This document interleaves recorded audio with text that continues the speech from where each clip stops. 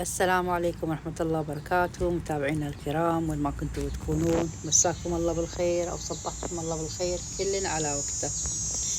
اليوم بنروح سوق السمك، هو يعني يسمونه السوق التشاينيزي، يعني محل تشاينيزي كبير. في عندنا اثنين احنا في اوتاوا، في عندنا يعني هذا أصغر من AT&T، هذاك شوي بعيد على البيت، وهذا أصغر شيء. بس هم محل كبير يعني، هو تلاقين فيه كل المنتجات التشاينيزية وبعض المنتجات العربية حاطين جايبين يعني. والأسماك أهم شيء فيه، الأسماك كلها طازجة صراحة.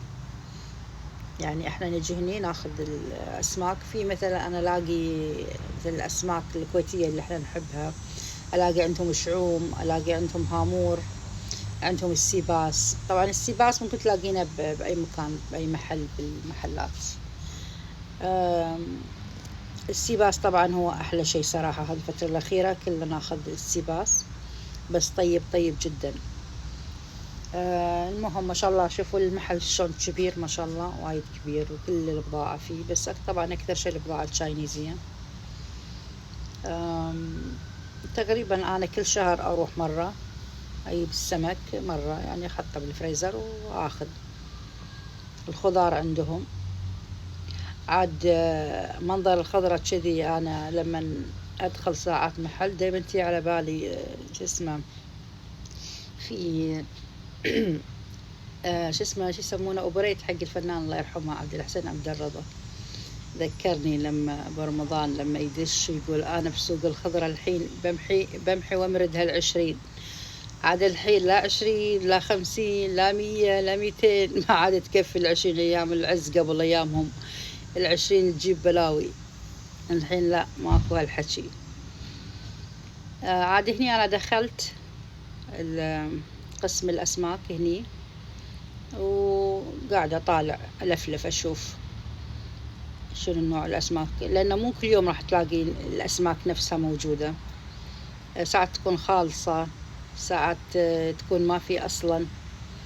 فأخذ كذي، قاعد أخذ جولة أشوف شنو في متوفر هني. هذا صوب الربيان وما ربيان والأشياء هذه، ولا شي يسمونه أنا فاتحة الفيديو وناسية الكلام. معلش تحملوني. طبعا الفيديو تاريخ اليوم أكثر من 10 دقايق. هو أصل الفيديو هذا مدته تقريبا 40 دقيقة، أنا قعدت أقص فيه قصيت وايد شغلات منه صراحة، ووصلت ل10 دقايق. طبعا تاريخي أنا، مو بالعادة، العادة لازم الفيديوهات مالتي ما شاء الله ماكو دقيقتين 3 بالكثير، ما تعب أحد اليوم، لا شاهدوا لي اليوم. طبعا أنا قاعدة في الحديقة برا، صوت الإزعاج هني. أنا قاعد أتفق مع هذا الشخص اللي ينظف لي السمك، يقول لي منين يقص لك اياها. انا قلت له شنو، قلت له قص لي بس سمكتين من الظهر والباقي من البطن. هو فتح لي اياهم كلهم من الظهر وانا من ظهرهم، وانا مالي خلق. قلت له اوكي، فتحهم اعطاني اياهم وسكت. لان لما تفتحهم من الظهر حلوة حق الشوي، بس البطن حق الطبخ، يعني تطبخينها وتقلي او شيء. بصراحة سمكهم نظيف وشغلهم نظيف. انا هني ما لقيت هامور، انا احب الهامور صراحة، ما لقيت بس الشعوم ولقيت السيباس. طبعا في انواع كثيرة من الاسماك، وناس ممكن ناس يحبونها، بس انا مو يعني، هذا اكثر السمك المتوفر اللي يعني احنا نحبه. يعني شوف هناك هذيك يسمونها ام الربيان، وفي اسماك يعني لايف، يعني حية، يعني تقدر انت تختارها من الماء وتاخذها. وفي اسماك لا، يعني هو عموما حتى الاسماك اللي مو لايف، يعني مو الحية، يعني محطوطة يعني بالثلج، هي هم جديدة. هني أنا خلصت من عند السمك وطلعت باخذ شوية خضرة حق الطبخ يعني. هني جرجير وما جرجير وبصل وهالسوالف أخذنا. وهني طبعا هم شغلات ثانية هني، مثل عندك الخضروات وما خضروات وفواكه وكذي. هني لقيت شغلة أنا كنت مكملة بعدين رجعت. شوف شنو لقيت عندهم هذا البرتقال الصغير، ما أدري شو تسمونه صراحة، بس أنا أحبه. شي تغسلها تاكلها يعني ما شاء الله، يعني نتيفة حلو طعمها. هني أنا أخذت شوية خضار، طبعا هني الفيديو أنا كني عاكسته، لأني أنا أخذت شوية مشمش وأخذت شوية خوخ وكذي. الخضار مالهم وايد نظيف ووايد حلو صراحة ومرتب. هني هذا البرتقال الكبير. أنا البرتقال يعني مو كل أنواع البرتقال أخذها، في أنواع معينة أخذها صراحة، يعني على حسب اكو واحد ياخذ. شوفوا هني لقيت كنز، طالعوا معاي. اللي قلت لي هني في كندا ترى. شوفوا مانجا كبيرة ومانجا صغيرة لقيت اليوم. ما ادري اخواننا المصريين يسمونها مانجا عويسي يمكن هذه. المهم غرامي. هذه المانجا الكبيرة، بس كلها حلوة صراحة. واسعارهم يعني ما تقدر تقول رخيص وما تقدر تقول غالي كثير. يعني هذه المانجا الكبيرة تقريبا 18.99 يعني $19، وهذه كانت 13.99 يعني $14. هذا آخر شيء أنا أخذت من هذه. أنا عندي في البيت شوية باقي مانجا، بس يعني تقريبا خلص، لأني صراحة أنا اللي أكلهم. والمانجا طيبة صراحة. أنا شغلتين أحبهم، أحب المشمش وأحب المانجا أكثر شيء، أكثر فاكهتين أحبهم صراحة. هني أنا طبعا لا تأخذوني على التصوير مالي مو مضبوط، لأن مو عشان شيء. أول شيء المكان كان زحمة، فأنا الكاميرا ما أقدر أحطها بوجه العالم يعني، فحاول أنزلها، وساعات لا تفلت مني الكاميرا أو شغلة، فما عليه يعني.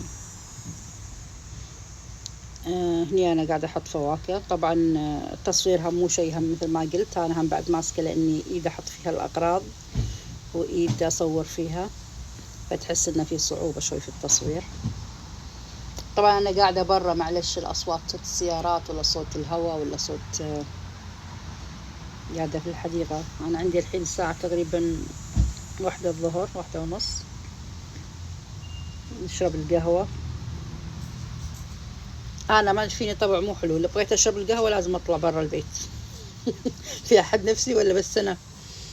عاد إحنا بالشتاء مصيبة، في أيام ما ينفع تطلع فيها، لأن أنا حتى بالشتاء أحب أقعد عند الباب شوي، بس في أيام لا والله ما ينفع، يعني تشرب قهوتك داخل غصبا عليك.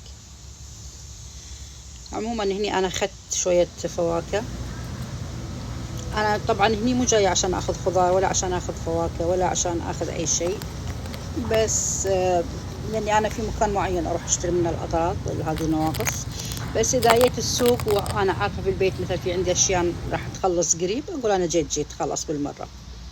طبعا هني أنا خلصت هذا عند الباب، بطلع يعني رايحة خلاص بروح حق الكاشير عشان أحاسب. طبعا أنا قصيت نص الفيديو، لأن الفيديو صراحة طويل وايد، ويبي مونتاج، وفي بعض أشياء تبي مونتاج يعني صراحة، فاكتفيت بهذا اللي شفتوه. إن شاء الله أنا حبيت بس أوريكم المكان اللي أروح له، مكان من وين أجيب السمك مثلا، شغلات كذي يعني. إن شاء الله كل ما أروح مكان أصور لكم إياه عشان تشوفونه. إحنا هني في أوتاوا. هني أنا وأنا طالعة من رايحة حق الكاشير عشان أحاسب، شفت اللي هو شي يسمونه الرقي، البطيخ. هذا ما أخذت منه لأن هذاك من غير بذر، هذا فيه بذر. أنا مو عشان شيء، بس عشان ذيك من غير بذر ترى مو صحي، مهجن يعني يجي، أما هذا اللي فيه الحبوب مالته هو الصحي أكثر. وبس. وهني إحنا عند الكاش قاعد نخلص يعني، خلصت خلاص. صراحة المكان كان جدا زحمة، وايد. إن شاء الله يكون الفيديو عجبكم بنات. شجعونا عاد إذا حبيتوا الفيديو، إذا حابين مثلا تسوي شغلات ثانية. هني خلاص أنا طالعة من المحل، خلاص رايحة للسيارة. وبس هذا هو الفيديو، إن شاء الله بعد يكون نال على إعجابكم، وانتظرونا بفيديو جديد إن شاء الله. بس هذه العربة أنا لازم أرجعها مكانها وأطلع $1، لأن أنا أحط لمن هم هني نظام حلو عندهم، لمن أنت تجي تاخذ العربانة من المحل عشان تتسوق داخل، لازم تركبها، وفي لها مثل سلسلة تحط داخلها $، تاخذها تخلص ترجع تركب السلسلة، يطلع لك $1 ثاني مرة. عشان شنو؟ يضمنون إنه ما في أحد يعني يخبص أو يرمي العربانة وين مكان ويروح. أول كان ما في، بس هاي من كم سنة الأخيرة قام يسوون هذا النظام. يلا مع السلامة، وأنا رايحة البيت. يلا باي.